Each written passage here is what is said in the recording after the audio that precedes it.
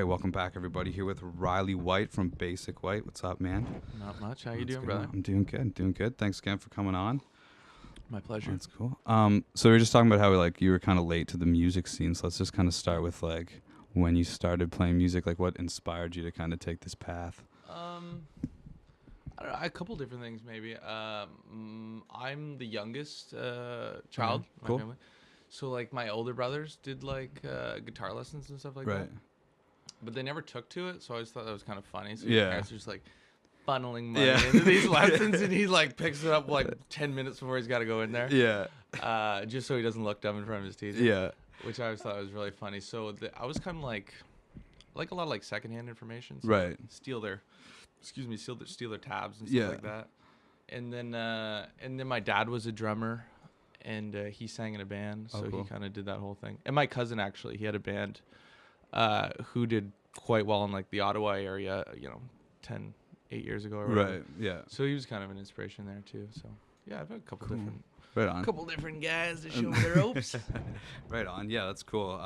My mom's family is really musical, so that whole side. My uncle, I remember I was really young. I was probably 4, and we went over there, and he just had a music room, just a total bachelor house, and there's Kiss posters everywhere, Yeah, and you're Les rules. Pauls and Marshall amps, and I was this is so badass. Yeah, and if you're lucky enough to be, brought up into a family that's a lot of music, which is crazy because I know some the best musicians I know are I'm the first guy to ever touch an instrument in my family, and me and my brother are unreal. It's wow, how did that happen? Yeah, my brother's 5 years older than me, and he's a pharmacist, so we're really separate that way. He's a huge fan of music, which is cool because we can still talk about it and stuff. But he never really played outside of orchestra class and stuff. But sometimes that's good in its own way too. Yeah, it can be because my middle brother Taylor, he probably knows more about people in bands, right? Or, who's a bass player and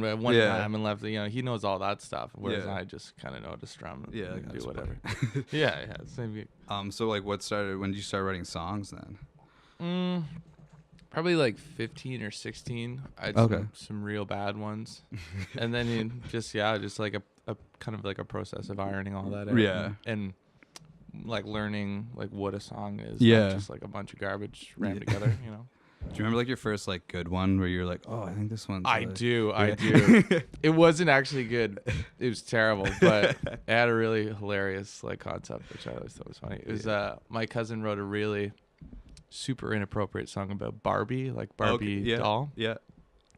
And he would always play it whenever all the cousins would get a few beers into the morning. Nice. And then when I was kind of learning, I wrote a response to his Barbie. It was, nice. It was Ken.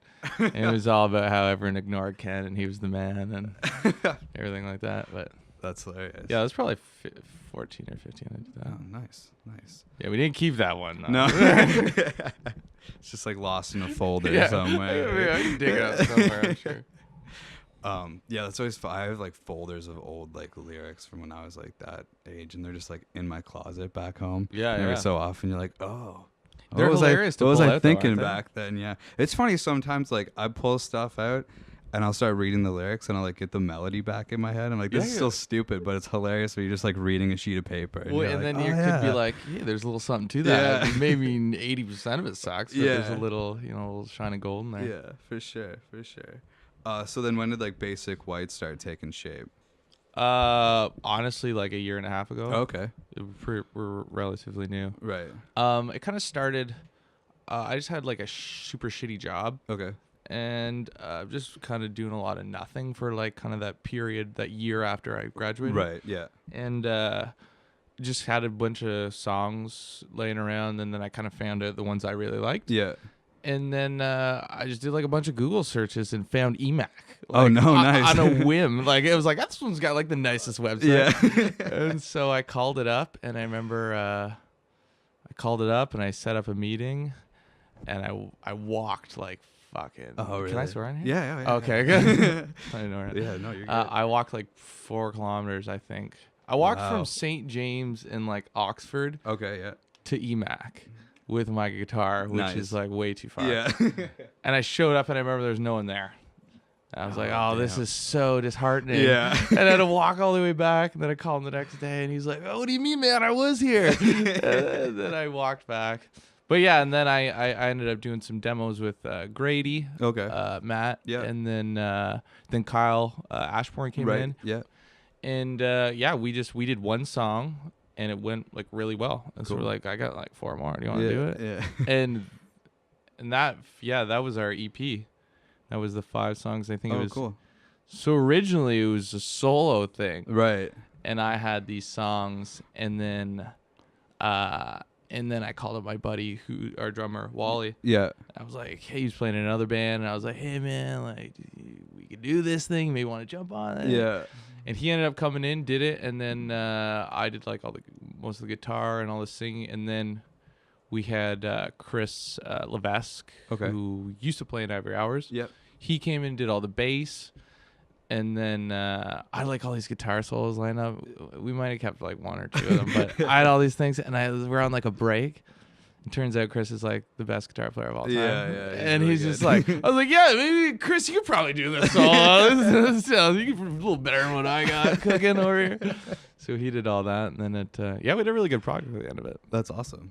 Yeah, it's a killer. That's a long time coming. That's the long time. That's cool. So you kind of just like started with an EP then, basically, like when the band. Like the band wasn't even a band when we started. Nice. When we did the EP. So that's kind of good though. Then you got. Yeah, it was a little like different way of doing it. Yeah. But what is what is.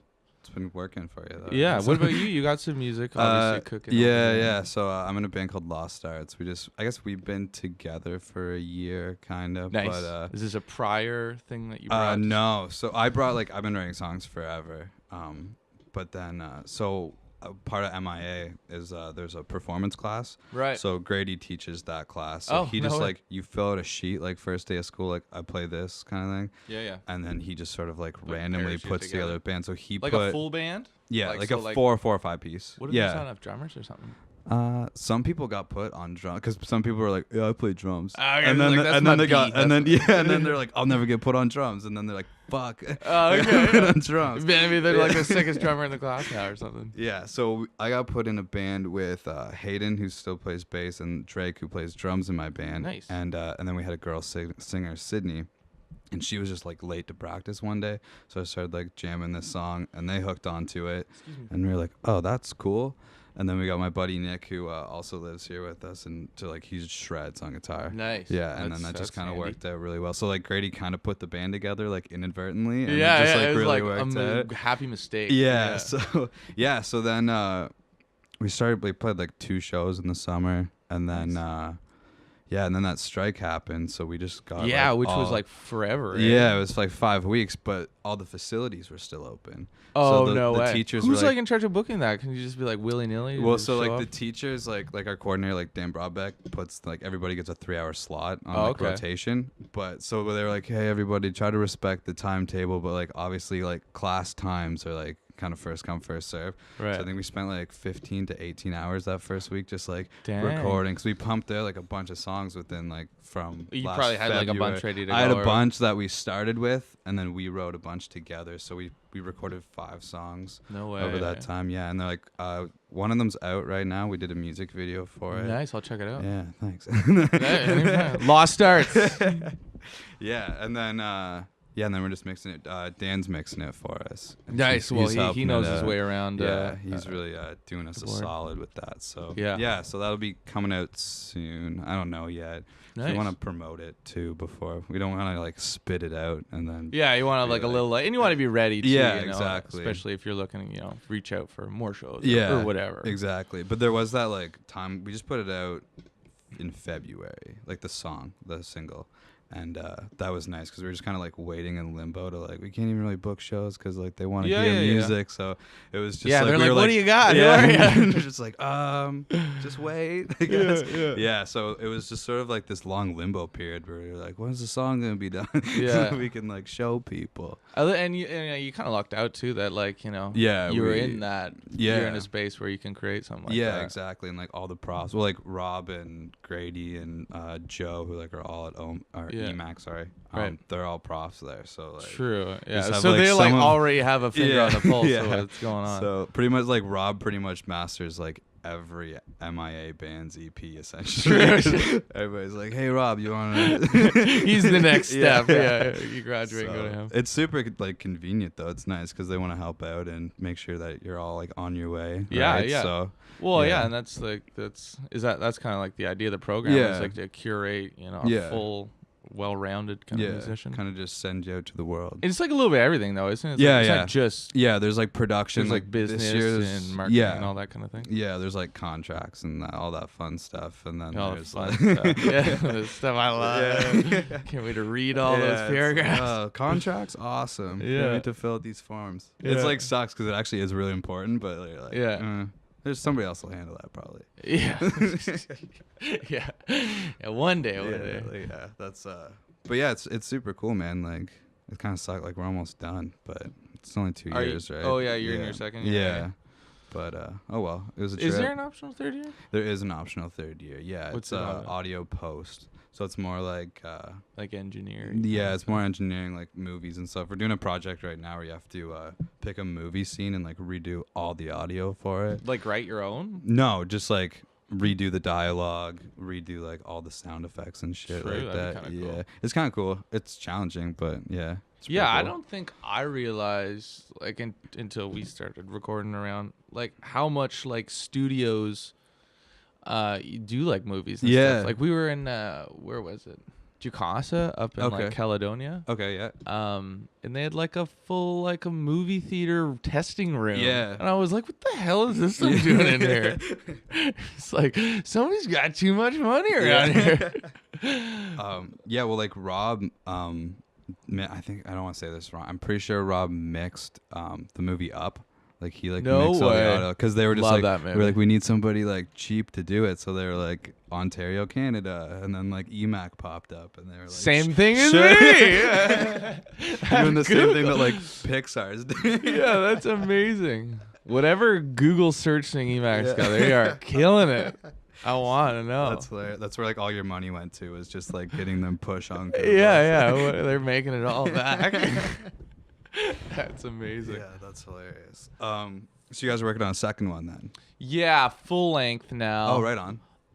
It's like 10. I never really know how many songs it's gonna be. I want it to be 10. Right. But there's you record some and then you're like, oh well, I wrote this other one I think is actually better than that one. Yeah. And then there's kind of a constant slew of that. But yeah, we've got like 10 or so done. Okay, cool. I don't know when we'll put it out exactly yet. But, are you doing that at EMAC too? It's kind of done now. Right. We did it at we did the drums and the bass. Yeah. Jukasa up in Caledonia. Okay, yeah. And then we did like the guitars and like the vocals at the Sugar Shack. In town. And just like pretty much the two of them. Right. And then just like kind of between Kyle's place or whoever, just with mixing and stuff. But everyone probably hates me with it because they're like every time I like listening, I'm like, this is so good. And then I'll hear like, I remember the Glorious Sons, I think they put their new record out a while back, and I was like, yo, you gotta listen to this record because this is kind of like pretty cool too. And so they're like remixing everything again. Then I'll hear it and I'm like, that wasn't what I thought it was gonna be. Never mind, just go back. Yeah, go back. Take it all away. Not that easy, Yeah, it's pretty fun. I remember when Dan gave us like our first mix back, and we all like came in down here because like my one buddy also like helped us produce it and like did a bunch of work with it, and his like mix that he just like kind of did before we gave it to Dan, I was like, man, this actually sounds pretty good. Like I don't know. And then Dan gave us his mix back, and we like all come in here, we're like load it up, and then we're just like, fuck. and then we're like, there was like two things we wanted changed. We're like, can we say anything? Like, are we qualified enough to tell him that we don't? Like maybe he knows what he's doing and we shouldn't say anything. I don't know. Yeah. There's always that question, right? When you like want to speak up or whatever. Yeah. I think more so in the beginning, I guess. But you're like, he put it together. He probably knows what he's doing. Like, I don't know. This is my first record, so like. I'm dumb. I don't know. That's how it feels, anyways. Yeah, for sure. What do you think? Like, do you think there's gonna be any like new challenges with promoting like a full length versus an EP, or it might be easier? I think so. Do you think there's a difference now? Like, do you think it matters? I don't know. I don't know. I don't know. That's such a good question. Like, there's like different like ways of getting success in kind of different ways with a release. Like, like some people like live by singles. They're like, oh, forget the EP, forget the whole like do a single. Or they're like, some people live by EPs, or some people are like firm believers still in the whole LP full length thing. But I don't know. I don't know. It's a weird kind of. I'm a big fan of like making every song its own individual thing. Like every one of our video songs I think have like a lyric video, or if not a lyric video, like a real video. So I would do that for like them all. But I don't know, like his music's so subjective, you know, like even our EP, like Way Up is probably our most song that's caught on the most. And like that song, like to me, is like kind of whatever, you know. It's like got that sing along chorus. And that's what it is. But there's another tune on there called Willing and Able, and I think that's like my favorite song. Right. Yeah. But it's like nobody kind of bats an eye. That song is like, oh, forget about that tune. Yeah. That's like fuck again. That's always a bummer. Yeah. And you're like, no, what about this one? And they're like, yeah, it's cool. But like, play that one. Yeah, for sure. Okay. But then you just gotta go. I'm happy they want me to play it all. Yeah. Right? Exactly. Like, you're getting booed on. Yeah. Well, like, so when I saw you guys at Rum Runners a couple weeks ago, it was the first time I'd seen you, and I'd heard of you guys before, but never like really checked you out. Right. And then like obviously, like I said before, like Bodiejar was playing, so I was like, yeah, man, like I'll get some tickets. Yeah. I was like, fuck, I gotta do my research on these bands. Or whatever. Yeah. And I was like, man, your music is like perfect, like summertime music. Oh, good. I appreciate that. Oh, you can just drink some beers to this. Yeah, that's what we're just. So I was like stoked to see you guys play, and like your energy's awesome. Thank you. So is that something that that was just naturally what you did, or is that something you had to kind of find? Like obviously, like you're an outgoing guy, but like sometimes getting used to being on stage takes a little bit of time. Yeah, like I mean, I wasn't where I am now. Right. Like that didn't take. That took time. But yeah, there's like, I'm a firm believer in taking in a little bit of everything from the people that you really like. Right. So there's like some really good frontmans out there. Yeah. Like I've seen the Arkells a couple times. Okay. And I think Max is an incredible frontman, and he talks a lot about taking things from guys like Springsteen and whoever. So yeah, there's my cousin's band who they were called St. Joe's Mission, but my cousin was the singer and guitar player, did like the exact same thing I do. Right.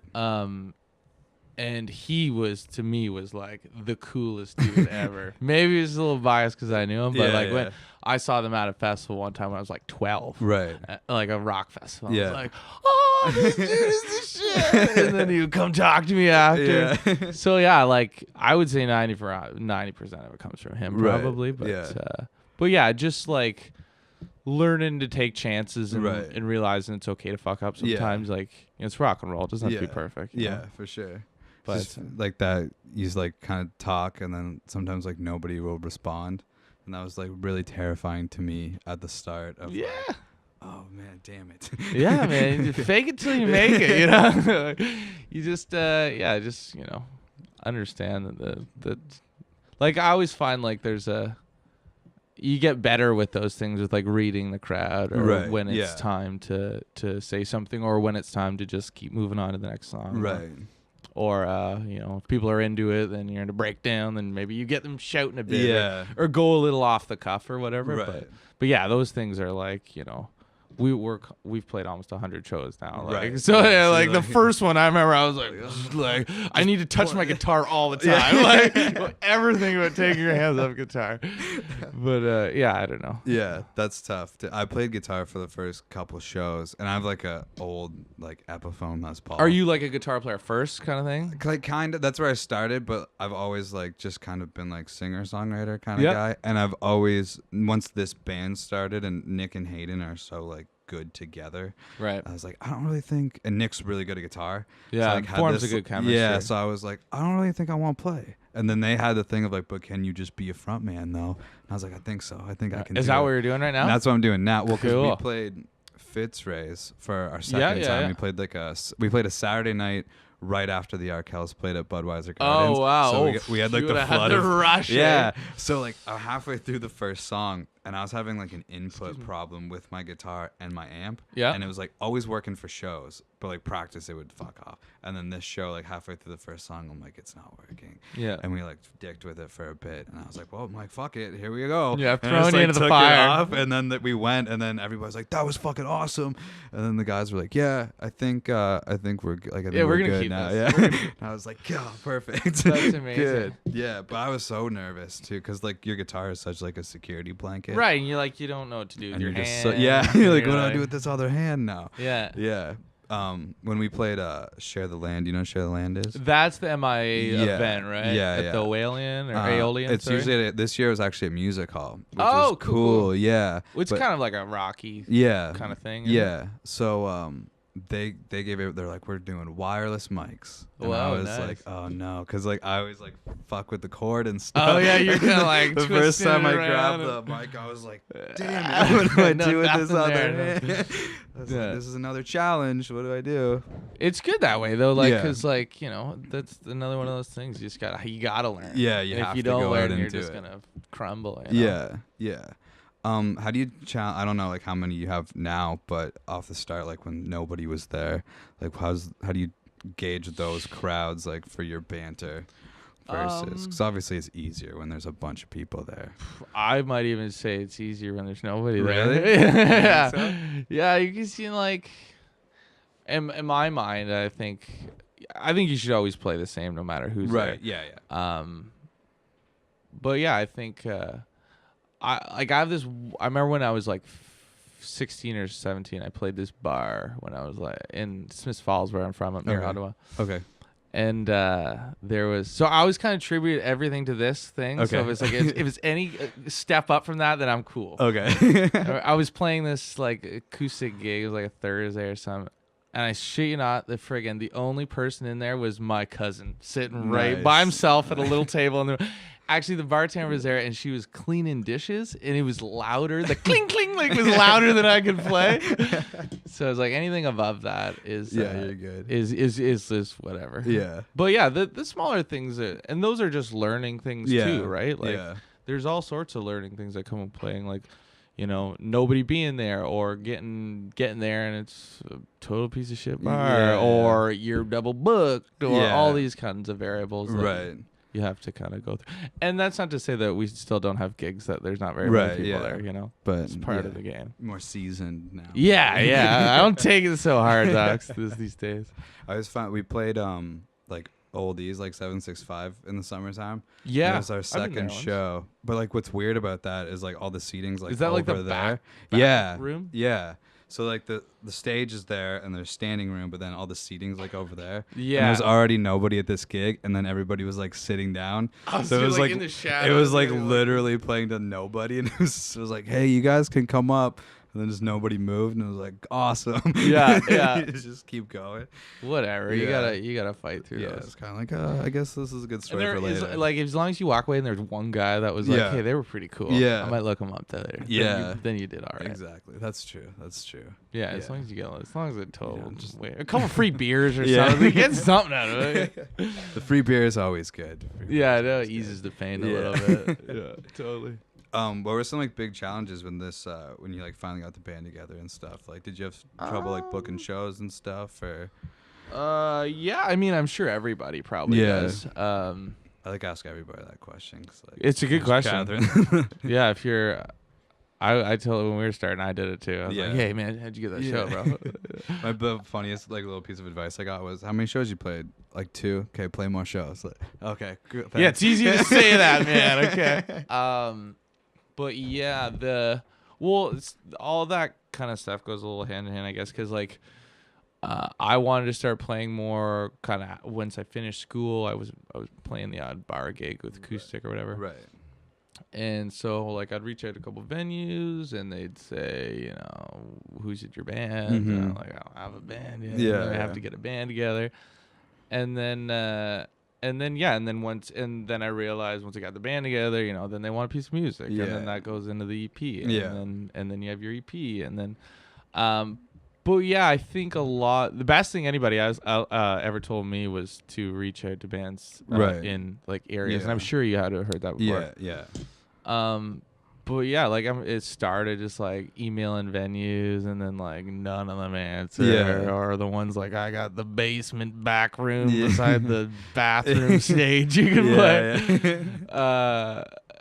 But then once you make friends with a couple bands, like we were when we just started, we played a gig to like 15 people in Brantford one night.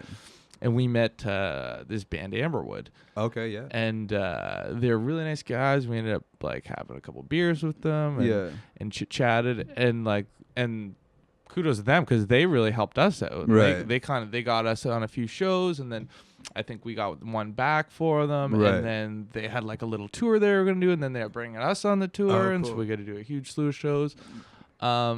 And so they did a lot for us. So like, linking into those people that you already kind of know, they know what's up. Yeah.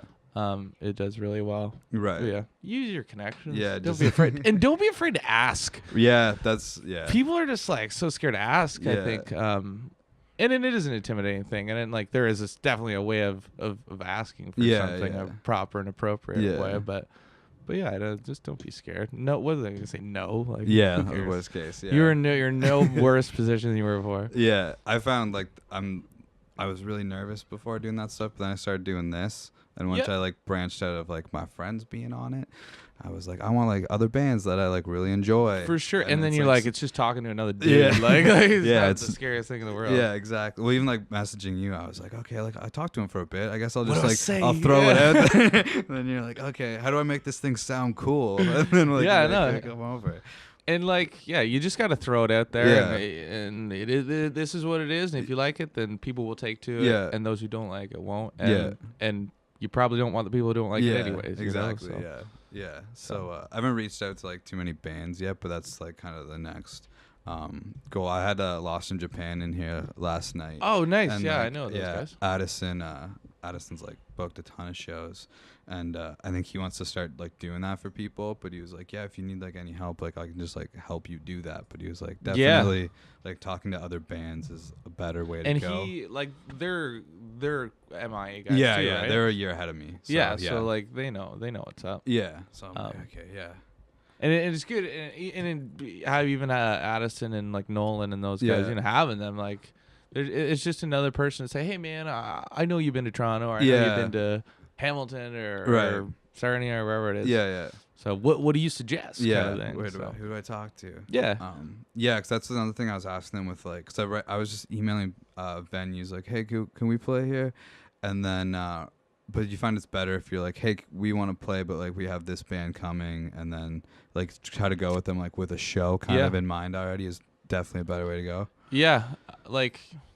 Yeah, and like venues always ask you a draw, right? Right. So you always learn like little tricks. You know, if, like you only know a handful of people down in wherever. Then you get like maybe a local. Yeah. And then they're coming down this way, and you help them out, right. Kind of thing. Yeah. So that, just like being nice to people and being helpful when you can, and so, like, that's the stuff. Like everyone wants to help somebody who's a nice guy. Yeah, that's true. Like nobody wants to help a dick. Like. So I don't know. That's fair. But yeah, there's I don't know, just making friends. Yeah, you can never just be good at making friends, and then you're good to go. There you go. Just be nice and don't suck. And then, that's all you gotta do. I guess that's also key. Like, make sure you're good. Don't like. Well, yeah, I guess. I mean, I hope that if you're band, you're practicing at least sometimes. Get tight, you know. But you know, there's also some bands that thrash is their thing. So, I mean, fair enough. If you're loose, you're loose. Be real loose. If you're be tight, be real tight. I love this thin Fleming drywall. I know, it's awesome, right? I'm sure there's been just posters and posters pinned into these walls. Amazing. I literally lived like right there. Really? Like, that's when funny. I was here. You saying that. Right, that little white one on the corner. Oh, cool. Yeah. It's not a bad little spot. I like they're being sweet houses. closer to like the outside of Fleming instead of like yeah. Was the car thing was like, was it this one or the? It was, if there's a picture from it, it was on like that corner. There's a picture of the cars like on fire and shit, and you can see our house like in the background of the That's photo. amazing. Yeah. You're like, I know that house. Yeah. We're the firehouse. I just love it because we're not like, we have our own like MIA parties, and I'm not like a yeah. big, Do you like, guys still like? I know. I know back then they used to have like there was always like a house. Yeah. So last year was the Sad shows. Taquito. That was like the second year's house. And then we have one called the Taj Mahal, which is almost finished now, because they're all going separate graduating ways. or whatever, right? But yeah, they've had some like pretty big bands through there. True. It's not bad. It's a pretty cool, like, I like it better. Didn't Crownlands play there a while back? Yeah, they did. Yeah. I think they're coming back. I don't know if I'm allowed to say that or not, but I think they're doing a thing. That's sweet. Yeah, they're awesome dudes too. Yeah, they're really good guys. That was part of my point with like they're killing it, and they just have like 2 EPs out. Yeah. So it's like, it's sort of our first show I think as a band was with them. Oh really? First or second. Oh wow. They're Justin Melly who took MIM. Yeah. He had like it was like a roller rink or some shit. It was like, oh really? It was like there's like 70 people in like a roller rink in like Bancroft. Oh nice. Just a hilarious gig. Yeah. But yeah, that was and now they're like playing huge, all over. Yeah. So yeah, just goes to show you everyone's got those shitty gigs. Yeah. That's what like there's been a couple we had where like I get so bummed out afterwards, and like the buddy that plays guitar, he's like, man, just think like later, man. We'll play like a killer gig, and you'll be like, that was hilarious. It makes like the really good ones worth it. Yeah, for like, sure. Okay, this is cool still. Do you have one that like stands out for you that you guys played? That was maybe just like a really good time. I don't know. Yeah, there's a few really, really good ones we played. I think in August we played Tweed, which is like a medical marijuana thing. They have like a thing up near Ottawa in Smith Falls, and they had we opened the show, and it was us and Mother and Classified. Oh wow. And so yeah, we got like they took us in, they gave us like a whole tour of the grow up, and then they gave us all like sandwiches and like free food, and we got to meet all the guys from the band and get a hangout. And there was a shit pile of people there. Yeah. And it was just a sweet time. So that one stands out. That's cool. There's a few good ones though. Yeah. I don't know. Ottawa's really good to us. Oh, that's good. So like a lot of them stick out from right. Just because I'm up from up there. Sorry. Right, I was gonna say, so it's kind of like a hometown kind of. We always do really well up there. So right. A little hometown love. Yeah, that's cool. But yeah, that one's a good one. I don't know. What's your best gig? We've had like 7, so I don't know. In your whole life, you've had 7? No, well, there wasn't like I played high school talent show that was like, you know, we well, like Share the Land was the most people I played to. Let me think. Well, you know, that would have been killer playing the really main killer. stage on. I've never really played killer. the main stage. It was fucking really cool. It was like, we also just had to play one song and we practiced it for a while. But I remember an original or no, it was so it's it's in tribute to Jack Richardson. Right. So yeah, everybody just does like a Canadian cover. But like, did somebody do Share the Land? Way. Actually, yeah. Somebody did do Share the Land. Yeah, it was good. It was good. We did. There was also like a section of the show where like 5 or 6 bands did like hip covers. So there was like a Gord Downie like tribute this year. Part, yeah. Right. But we did Old Man by Neil Young. Oh, and, good kind of choice. like rocked it up a little bit. But there was a point like in the middle of the first chorus where I was like, oh, like we're invincible right now. Like I don't know if you've ever had that like thought where you're like, I don't think this could go wrong. Yeah. And we only had like another like 2 minutes left on stage, so I was like, as long as I don't like fall or something, go I think with we'll a bang. be good.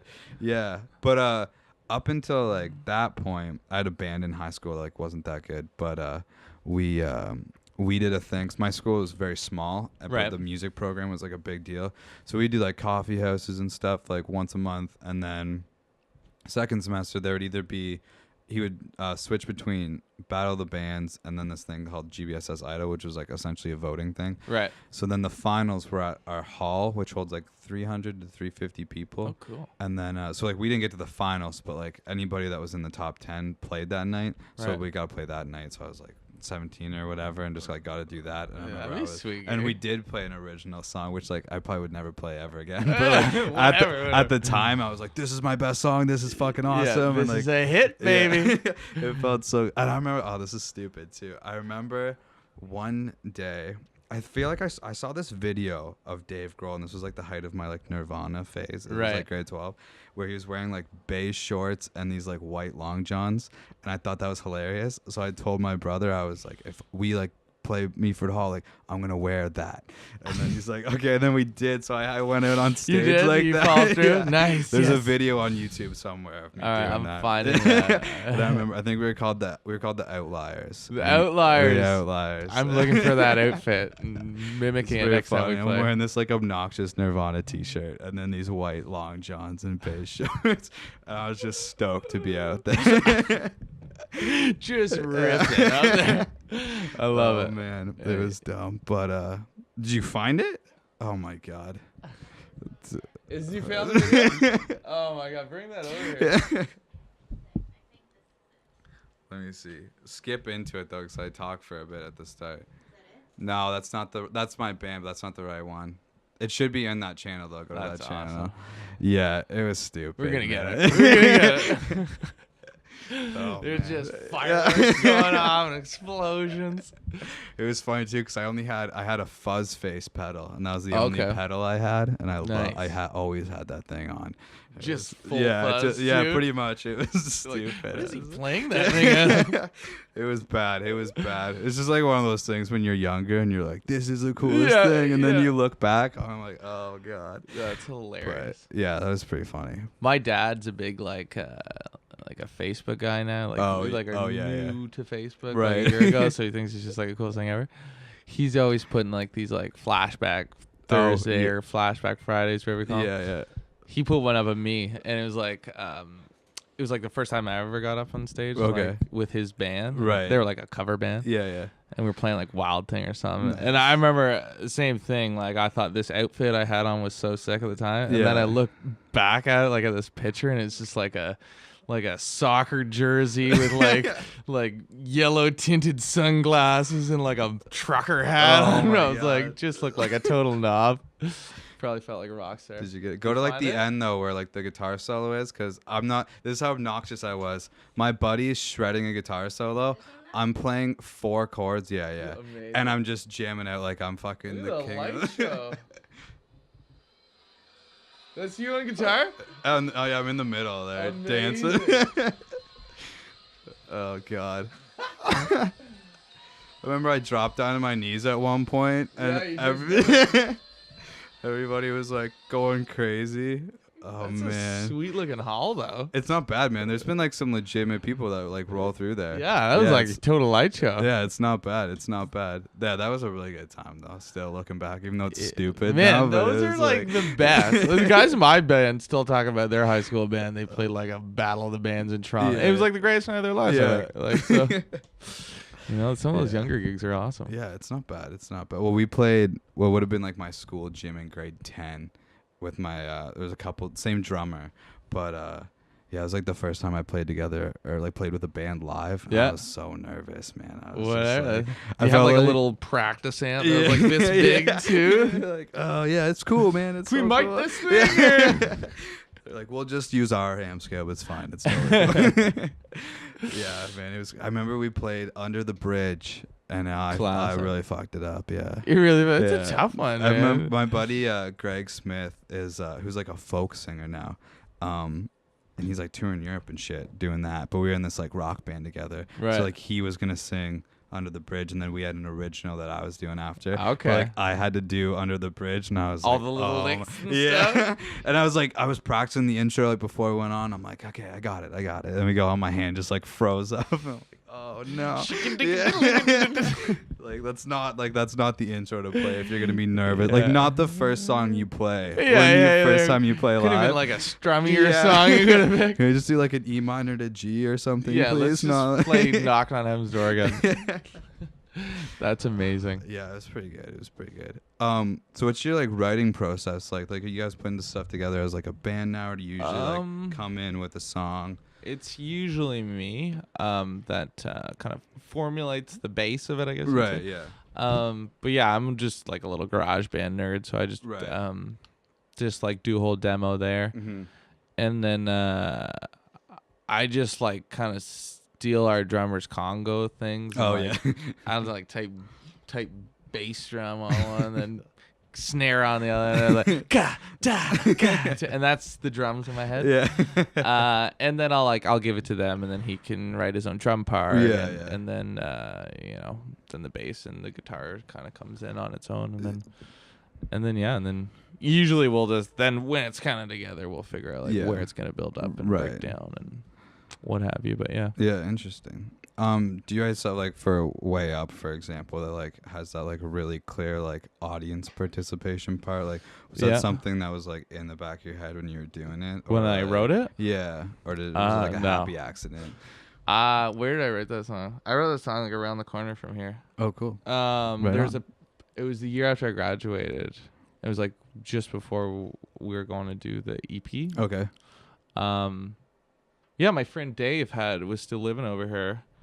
Or maybe it wasn't his place. It was his birthday, though. Okay, yeah. And we went there, and I had this big crush on this girl, and I showed up, and I was like, this is going to be the night where it's all going to happen. Yeah.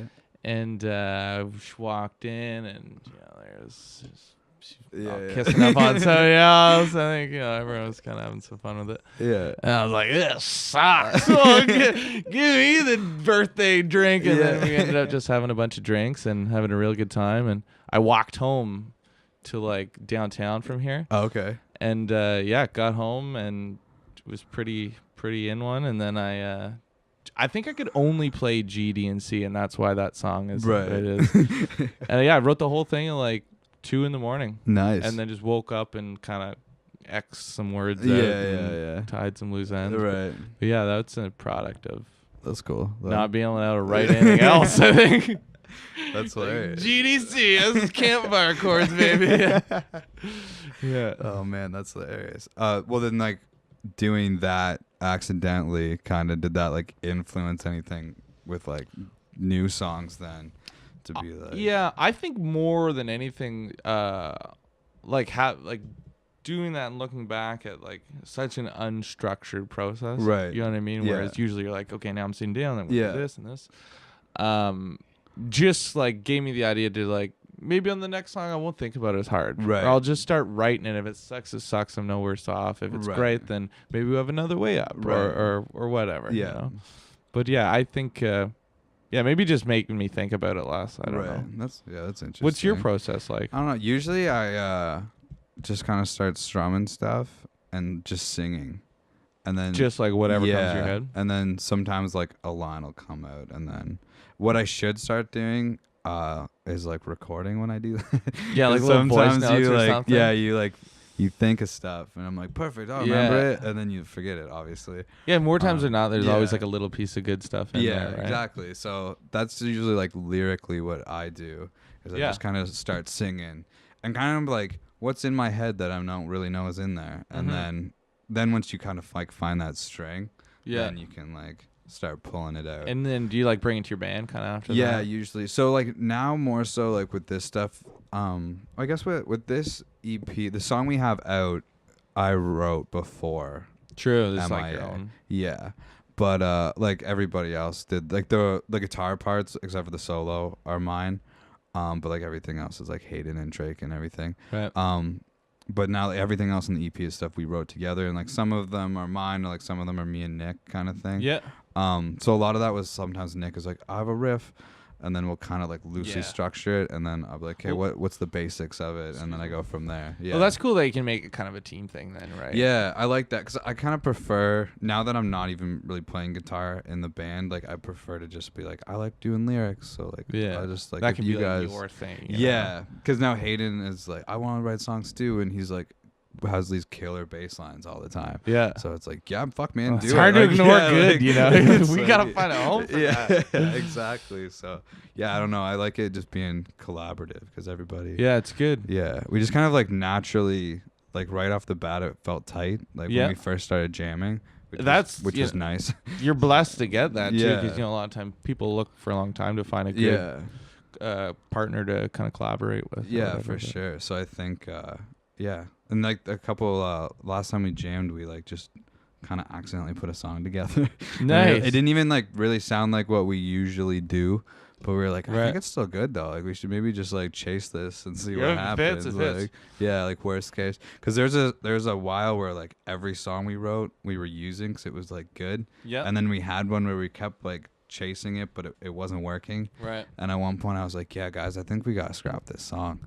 And they're like, really? But we've been working on it for like 2 weeks, 3 weeks. And you're like, maybe that's why we got to scrap it. I was like, I think it's about time we just had like a shitty one and we just like call it quits on it and just go from there. Because it's like everything can't keep working out. No. You can only have like, it can only be so good for so long. And then like you're going to write a bad song. For sure. You just got to, know which ones are the good ones or what to pursue. Yeah. And like a lot of times, like, sometimes even the ones that we think are the best ones. Yeah. Like the broader audience thinks that there's a different one that's better or whatever. But so it's kind of a weird game like that. Yeah, exactly. Well, I know this wasn't my original point, but at the end of the semester where Mike's bringing in like a bunch of like A&R guys, and then like everybody just gets to like play a song for them. Right. So right now Mike was like, bring me your best 3, and then I'll like maybe guide you into which one's kind of the one. Yeah. So we like played 3 songs for him, but we're like, we'll probably end up just playing like the single we put out, or some people he was telling them to play their Share the Land songs. So we're like, hopefully he doesn't do that. Oh, sure. So we play the songs, and then he was like, I think the first one, and which like wasn't our like single, and we're like, oh really? And he's like, yeah. He's like, you can play the single, it's also good, but like I think the first one's like you're better off with that one,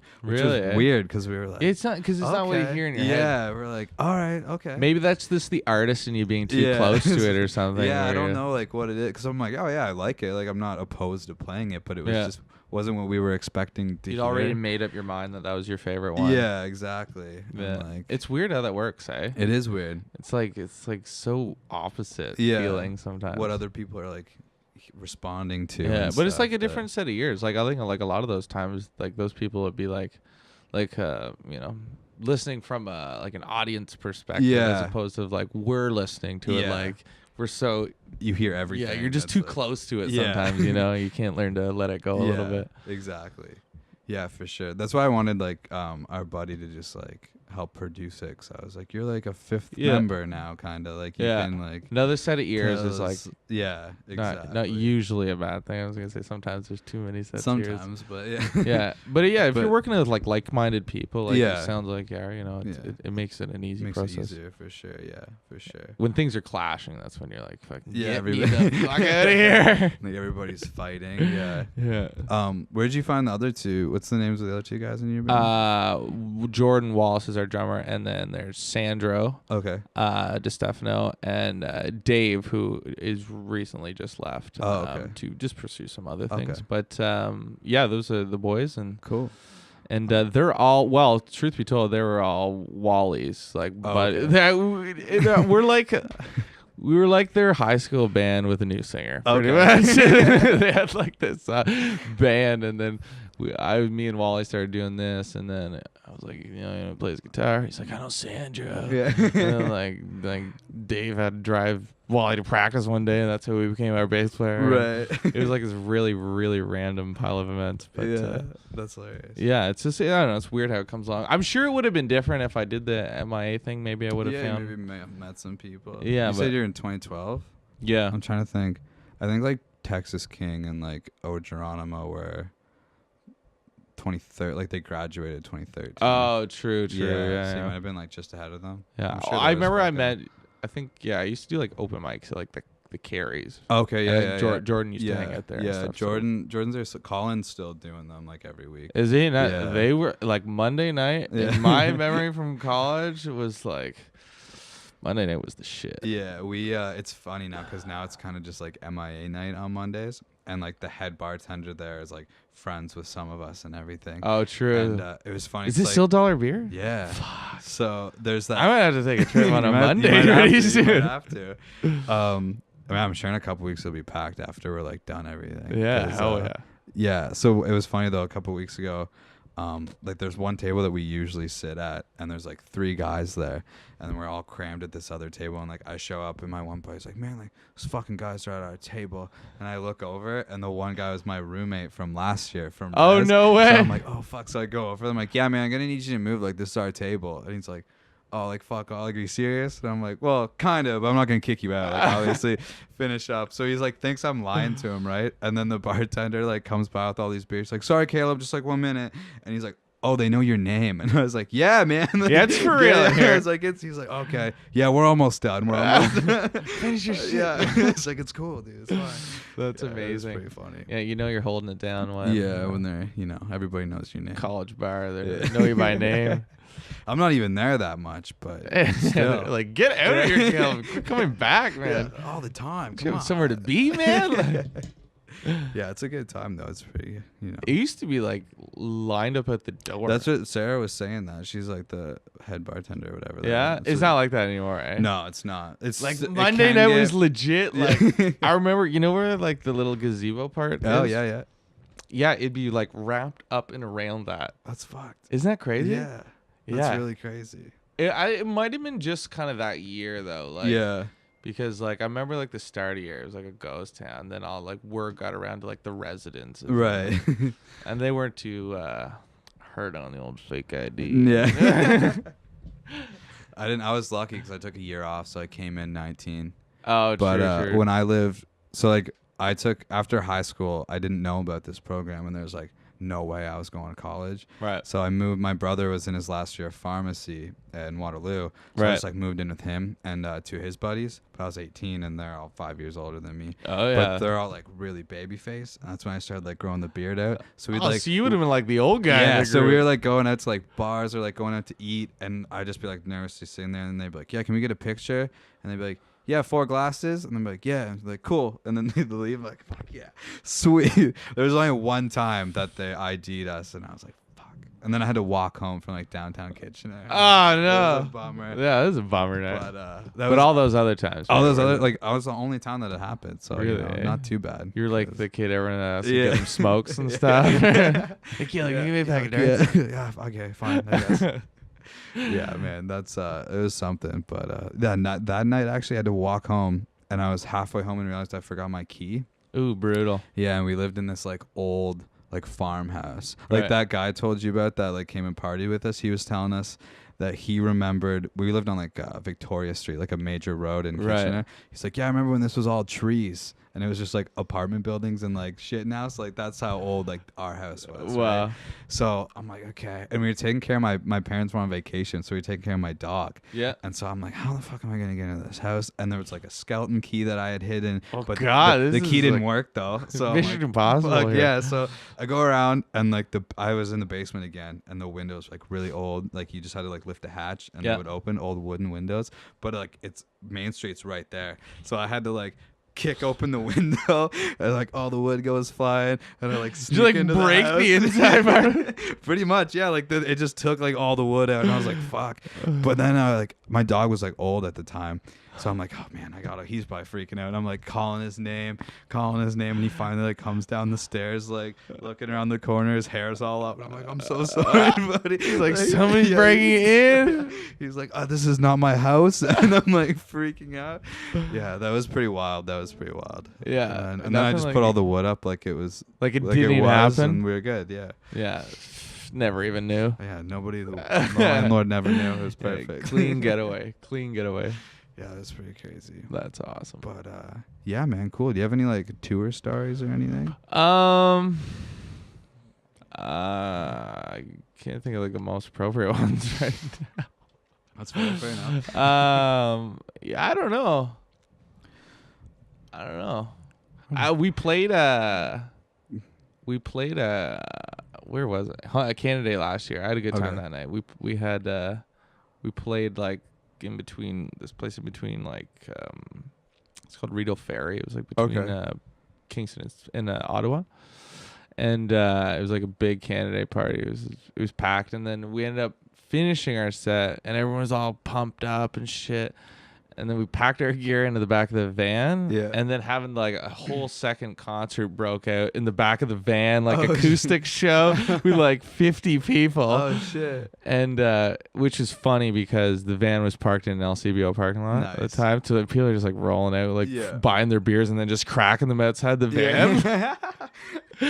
And then we went back that night and to like my hometown. And we're gonna like stay at my parents' house or something. Right. Like that. And then my cousin was the bartender at the bar there.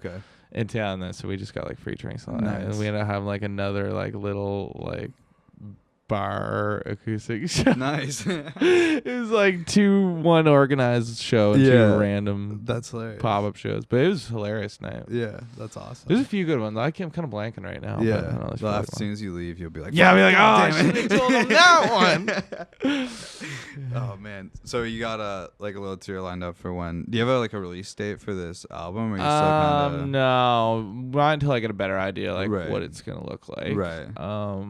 But yeah, we're just kind of doing kind of odds and ends shows right now. Yeah. I think we've got a lot of video projects and stuff going. Cool. So like, I'm a big like content guy. I was gonna say like what do you? I was like kind of all over your YouTube there for a while. Like you got like. What we were saying earlier, like you have at least something visual for every song. Yeah, for every song. I like that. Whether it's like, I like lyric videos. I think they're cool, kind of cool, and they serve the purpose for like the songs that people don't like as much. Right. Yeah.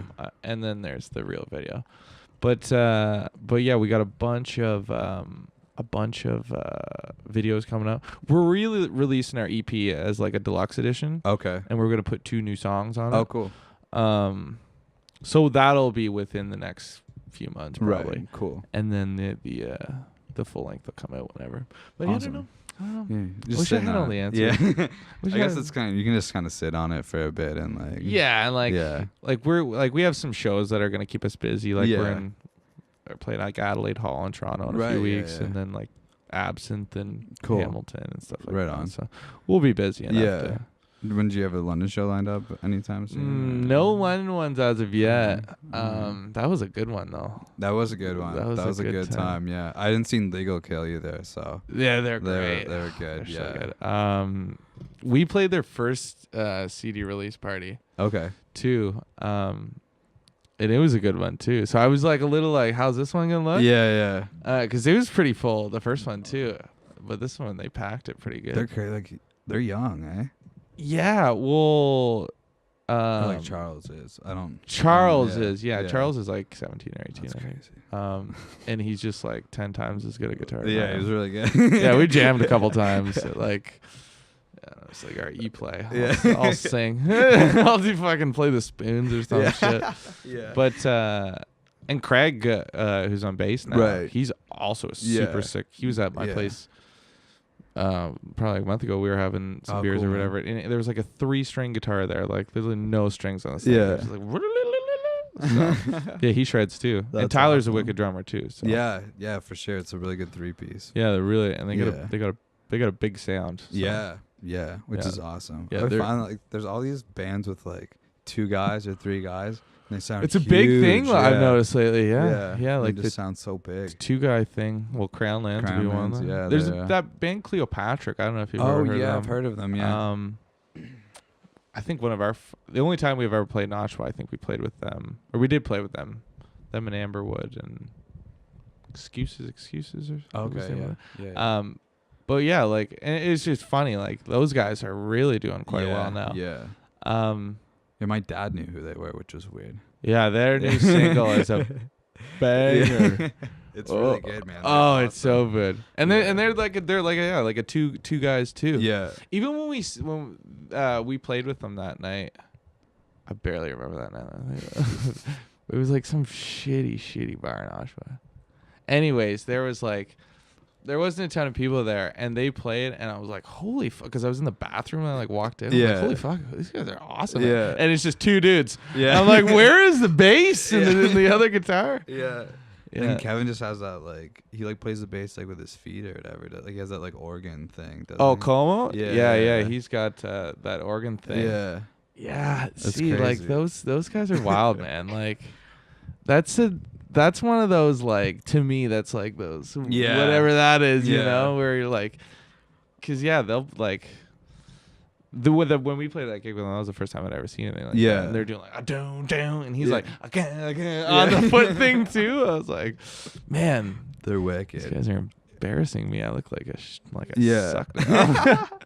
Yeah, cool. Like it always impressed me when somebody can like Cody tears the drums up. Yeah, he's got a wicked voice. He's like too. Belting, at the same time, and it's like, how the fuck are you? Yeah, I know. They're just like, it's weird, man. It's weird. Some like. Yeah, I know. Well, my dad, he's a drummer singer. He always said like singing helped him keep in time better. Oh, okay. Which doesn't make any sense to me, but yeah, it's weird how like people can sing really well and play drums really well too, because it's just like like all these fills you gotta think about. Yeah, it's weird, but it's weird. Some people are just gifted like that. You know, never understand, I guess. And then there's us. Cool, man.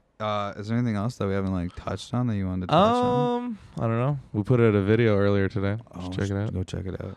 But no, I don't know. All right.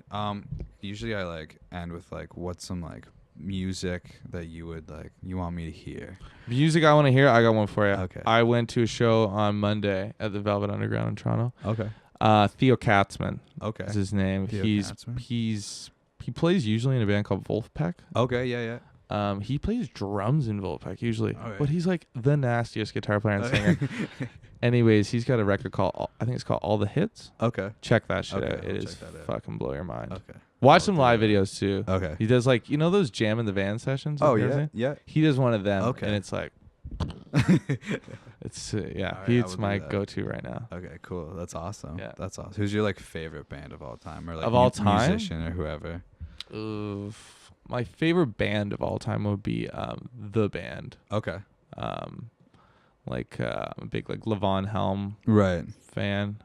I went down there. He used to do a thing before he passed away called Midnight Ramble. Okay. Where his place in Woodstock, he'd have like 100 people come in and they go into his studio, and he had to have an opening band, and then his band would play, and he'd play, and they'd play like a bunch of band tunes. Yeah.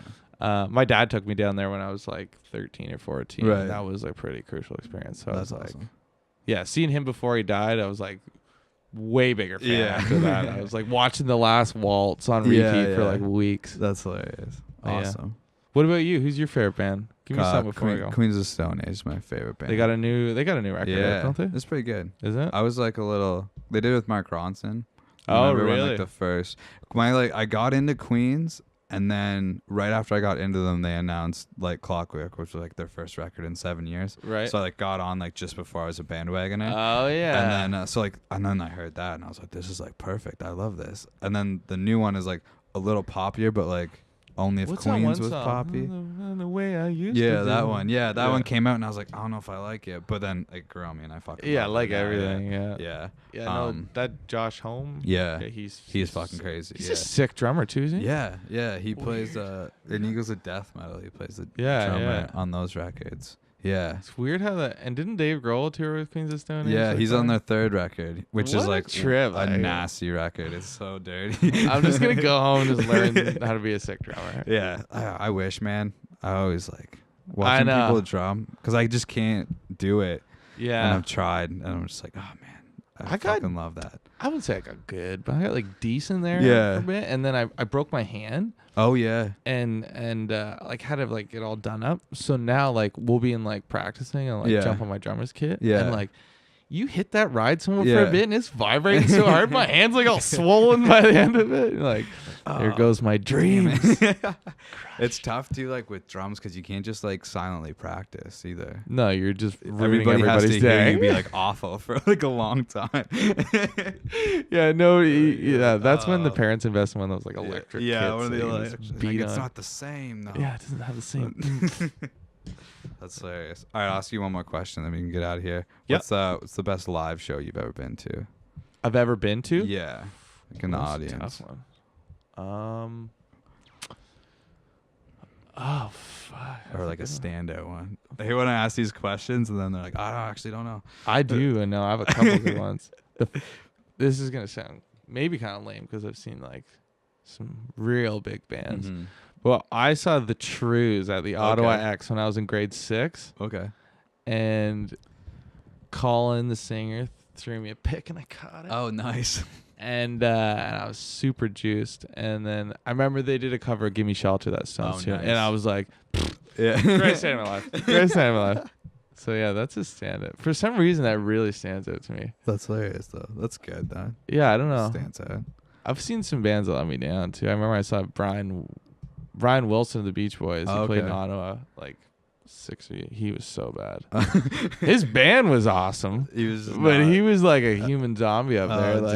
Like going through I emotions. think he was sleeping with his eyes open at one point. Just like staring at the audience. I saw Black Sabbath a couple years ago. My uncle, he was a huge fan. He'd never seen them before. It was like the last time they came to Toronto. And like right before like the drum solo part of the show, I heard Ozzy into the mic say, "I'm taking a fucking break," and just like walks off stage. I was like, I don't know if you're supposed to say that in the mic, Ozzy. Yeah. Is that so it's done then? Yeah, like, what's up? What's the deal? You coming back? Or? That's amazing. Yeah, there's our guitar player, Sandra, he's got a funny story that he like when he was like younger, like grade 4 or 5 or something. Yeah. He fell asleep at a Bob Dylan concert. And I guess some like old lad in the crowd just like woke him up and reamed him out for like, man. You're missing history, man. He's like, I don't even know any of the songs. Oh, that's hilarious. Yeah. Bob Dylan concert. Which I mean, I can a little bit understand. Yeah, probably the most liveliest show in the world. Like a Motorhead show or something. Yeah, there's like a little bit of a difference there, or like, anything. That's pretty funny. But yeah, the first time I saw Queens, there was some guy in front of me sitting down on his phone, like checking like sports stats. And like for me, I was like, this is my favorite band in the world, and I was so stoked to be there. And I just like kept looking over, and I was like, what are you doing? Yeah, I did that a couple weeks ago. I went and saw Kid Rock at the Air Canada Center. Nice. And some dude turns around and like reams me out because he got a little bit of beer on him, and I'm like, dude, you're sitting down at a Kid Rock concert. What the fuck did you expect? That was weird. We saw Rush too the last time they came through Toronto, and we were like way high in the nosebleeds. Right. So like we were like sitting down because you can't really stand up there, but we were like 3 rows back. There are these old dudes in front of us, and then these kids that were like probably like 17 in front of them, fucking having the time of their life, like standing up and dancing, and then and we were like fine, and we got it, and then the old dude's like, "Can you please sit down?" And the kid's like, "You fucking serious, man? This is Rush." Like, no, like I'm not gonna sit down. I don't know what show you're at right now. Like, I'm not sitting down, not at all. Yeah, you gotta shake your head at some of those people that pay all the money just to have a terrible time. It seems like you're like, what's your problem? Yeah, come on, man. I mean, whatever. You're living it right now. Yeah, come on, you're right here. Last time they were gonna be here. Yeah, for real. Neil's behind the kit. Come on, man. Like, I've seen him like 12 times. I don't even care. Well, then, I've been to 2112 or whatever. Way back in the day. Yeah, that's funny. That's funny. I am Tom Sawyer. Oh, shit. That's jokes. Well, fuck. All right, man. Well, just did over an hour. Thanks. Pretty good. Thanks for coming on. Didn't feel like an hour. No, it didn't. That's good. I get really nervous before. Okay, it wasn't even a little bit awkward. We were just no, it was good. soaring. You know, I like it. I didn't remember what I was gonna say about you, Mike, but you know, whatever. I'll maybe just cut that part out. Who knows? Who knows? Anyway, thanks for coming on, man. Hey, it was my pleasure. Check out Basic White. Thank you. And there you go. Cool.